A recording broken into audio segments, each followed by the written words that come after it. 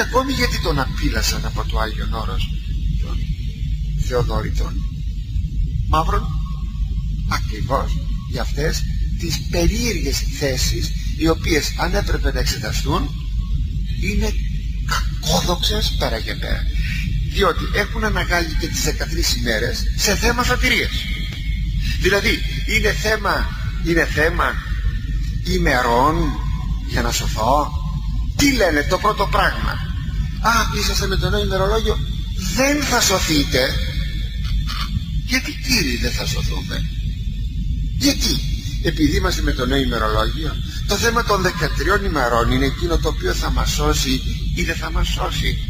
Και δεν έχει η Εκκλησία το δικαίωμα να μεταθέτει? Έχει το δικαίωμα. Να αναφέρω αμέσως. Τώρα θα μας πάνε την ώρα, δεν πειράζει, τι να κάνουμε. Λοιπόν, προσέξτε.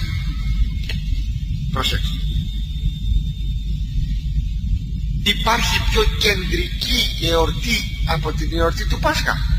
Νομίζω όχι.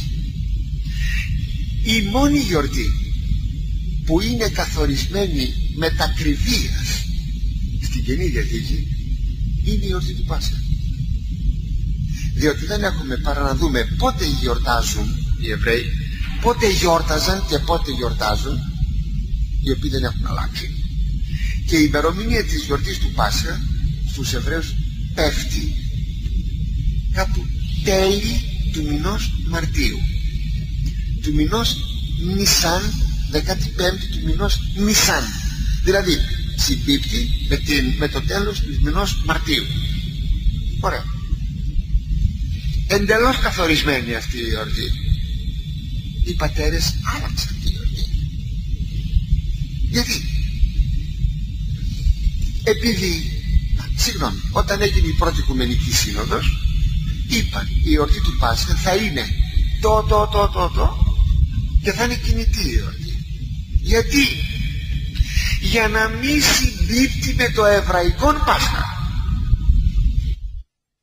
Αν διαβάσετε μια ομιλία του Ιερού Χρυσοστόμου πως επιτίθεται κατά των Εβραίων, εκεί θα μάθετε και θα καταλάβετε για ποιο λόγο η Εκκλησία αναγκάστηκε να το κάνει γι' αυτό. Μα εάν όμως υποτεθεί ότι θα έπρεπε, το λέγουν αυτό, υπαλλημερολογείται, να γιορτάζετε, λέει, ότι γιορτάζετε στη γη γιορτάζετε και στον ουρανό. Να λέμε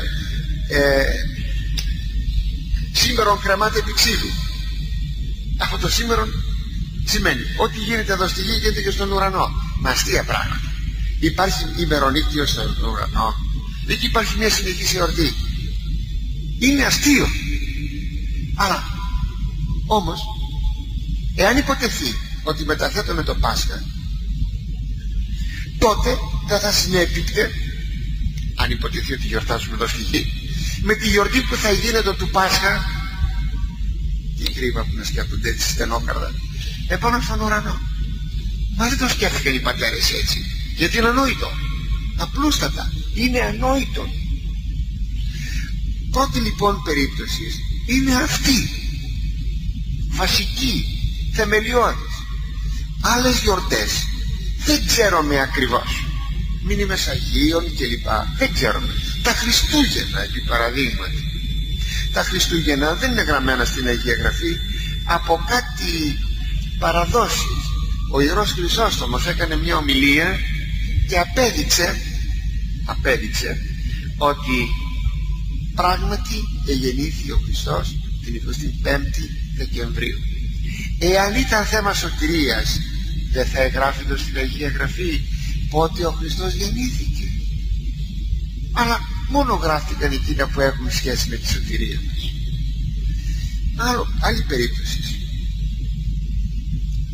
Πότε κοιμήθη Θεοτόκος? Έχουμε την κοίμηση και την Ανάστασή της, μετάστασή της. Ανάσταση είναι. Να, εδώ είναι θέμα παραδόσεως. Θα έλεγα ότι δεν είναι γραμμένο στην Αγία Γραφή αυτό είναι στην παράδοση. Και δεν δεχόμεθα τις παραδόσεις. Μα δεν είναι δυνατόν ποτέ. Πότε λοιπόν εκοιμήθηκε Ανέστη Θεοτόκος? Πουθενά γραμμένο δεν είναι αυτό. 15 Αυγούστου λέμε. Πού είναι γραμμένο? Πουθενά. Η Εκκλησία έβαλε τη 15η Αυγούστου ακούστε πως σκέφτηκε, το έκανε αυτό.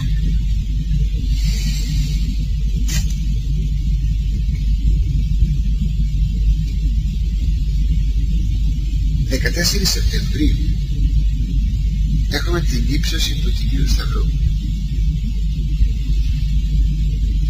Λοιπόν, από τις 15 Αυγούστου, όχι, εδώ λάθος σας το λέω, να δείτε,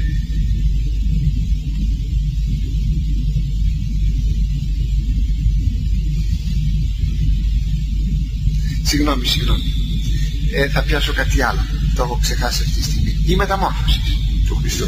Προσέξτε. Η μεταμόρφωση του Χριστού πότε έγινε? Τώρα θα τα βρούμε. Έγινε η μεταμόρφωση του Χριστού, σαφώς είναι γραμμένο στην Αγία Γραφή, στην Καινή Διαθήκη, ο λίγον προ του πάθους. Έτσι είναι αυτή τη φράση, ο λίγον προ του πάθους. Έγινε η μεταμόρφωση του Χριστού. Συνεπώς, θέλετε μία εβδομάδα, θέλετε 2 εβδομάδες, θέλετε 3 εβδομάδες, περίπου 1η 15ης του μηνός Νισάν, δηλαδή πριν από τα τέλη Μαρτίου. Πείτε Φεβρουάριος, πείτε αρχές Μαρτίου, κάπου εκεί, ο λίγον πρώτου πάθους, ώστε οι μαθητές να αντιληφθούν ότι το πάθος ήταν εκούσιον, διότι συνομίλουν ο Κύριος με τον προφήτη Μωυσή και τον προφήτη Ηλία περί της εξόδου αυτού, δηλαδή περί του θανάτου του, για να φανεί, να ακούσουν οι μαθητές ότι ήταν το πάθος εκούσιον. Αν διαβάσετε τα τροπάρια θα το δείτε αυτό, της 6ης Αυγούστου. Εν τούτοις η Εκκλησία έβαλε την μεταμόρφωση στις 6 Αυγούστου και δεν έβαλε την μεταμόρφωση αρχές, ας πούμε, Μαρτίου. Γιατί? Να εδώ θα λέγαμε γιατί. Ακούστε λοιπόν να δείτε.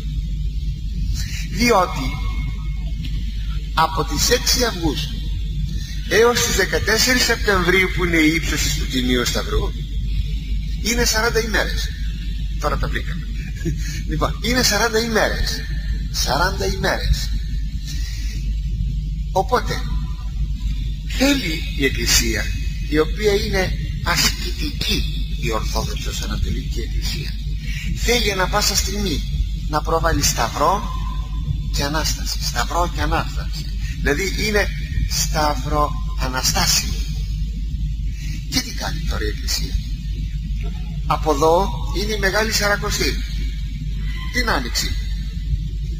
Κάνει την ηχό της Μεγάλης Σαρακοστής προς το Σεπτέμβριο, μια ηχό, και κάνει μία τρόποντινά Σαρακοστή, μια μικρή Σαρακοστή που ξεκινάει από την μεταμόρφωση και φτάνει 14 Σεπτεμβρίου και έχουμε τις 40 αυτές τις ημέρες. Δεν υπάρχει νηστεία, αλλά από 6 Αυγούστου 14 Σεπτεμβρίου είναι 40 ημέρες για να δώσει την ηχό της Μεγάλης Σαρακοστής. Αυτό έχει δικαίωμα η Εκκλησία να το κάνει, και το έκανε και το έκανε. Δεν ξέρουμε πότε η Παναγία κοιμήθη. Όρισε η Εκκλησία 15 Αυγούστου και αφιέρωσε ολόκληρον τον Αύγουστο στην Θεοτόκο. Θέλετε όμως σε κάτι άλλο που είναι ομοίως χειροπιαστό? Ξέρετε πότε κοιμήθη ο Ιερός Χρυσόστομος? 14 Σεπτεμβρίου. Επειδή όμως το μεγάλος πατήρ της Εκκλησίας, γι' αυτό θα εστίαζε τη μνήμη του η εορτή του Τιμίου Σταυρού. Λέγεται μάλιστα ότι είχε επιθυμήσει να πεθάνει την ημέρα αυτή, 14 Σεπτεμβρίου, ότι είχε επιθυμήσει. Εξάλλου έπεται ο Ιερός Χρυσόστομος, προηγείται η έβρεση του Τιμίου Σταυρού, όπως θα το γνωρίζετε. Λοιπόν, το είχε επιθυμήσει, λέγεται. Έτσι πέθανε, εκοιμήθη 14 Σεπτεμβρίου. Η μνήμη του όμως, επειδή θα εστιάζεται από την Εκκλησία. Η Εκκλησία θέλουσα να τιμήσει τον μεγάλον αυτόν πατέρα, τι κάνει?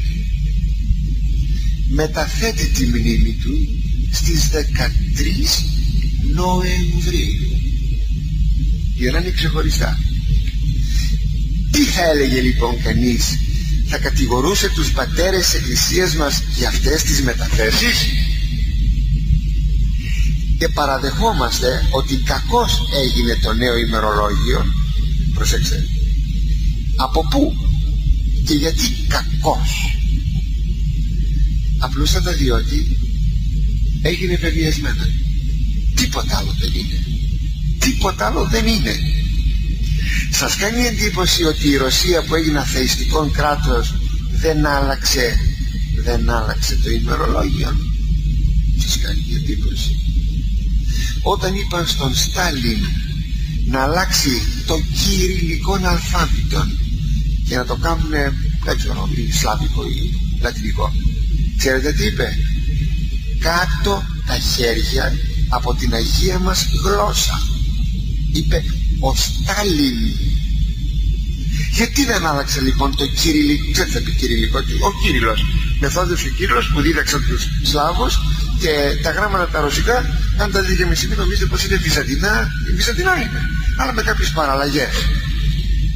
Γιατί αυτοί δεν είχαν αλφάβητο οι Ρώσοι, δεν είχαν γραφεί οι Ρώσοι. Ευγνωμονούντες λοιπόν διατηρούν το αλφάβητο αυτό το βυζαντινό. Σας είπα με κάποιες παραλλαγές. Νομίζω πόσα, 26 γράμματα νομίζω ή 32 έχει το ρωσικό αλφάβητο, δεν θυμάμαι καλά. Γιατί λοιπόν δεν άλλαξαν το ημερολόγιο οι Ρώσοι που πέρασαν 70 χρόνια αθείας? Απλούστατα για το λόγο που δεν άλλαξαν και οι Άγγλοι να πάρουν το γαλλικό μέτρο και κρατάνε ακόμα τη γιάρδα. Βόητρον. Ξέρετε, στην Αγγλία οι Άγγλοι δεν έχουν το γαλλικό μέτρο με τους 100 πόντους. Το είχε αποδεχθεί όλη η Φίλιος, εκτός από τους Άγγλους. Και έχουν τη γιάρδα. Όλα τα αυτοκίνητα το τιμόνι το έχουν αριστερά, οι Άγγλοι το έχουν από την άλλη μεριά. Γιατί? Γόητρο.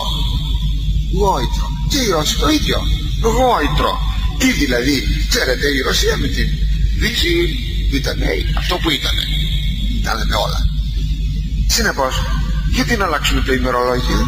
Δεν υπάρχει λόγος. Δεν έχει σημασία και αξία. Αν η Ρωσία κράτησε λοιπόν το παλαιό ημερολόγιο, ήταν ο λόγος αυτός. Θέμα γοήτρου. Δεν έχει σημασία στην περίπτωση της σωτηρίας. Έπρεπε βεβαίως, και ποιος το αποδέχεται αυτό, να γίνει μια πανορθόδοξο σύνοδος, το θέμα να γίνει ομαλά. Αυτό δεν έγινε. Επειδή η πολιτεία τότε εξεβίαζε την Εκκλησία να δεχτεί το νέο ημερολόγιο, μόνο και μόνο για να συντονιστεί ημερολογιακά με την Ευρώπη, με τη Δύση. Αυτό το αποδεχόμαστε. Όχι όμως ότι το ημερολόγιο αποτελεί στοιχείο της σωτηρίας.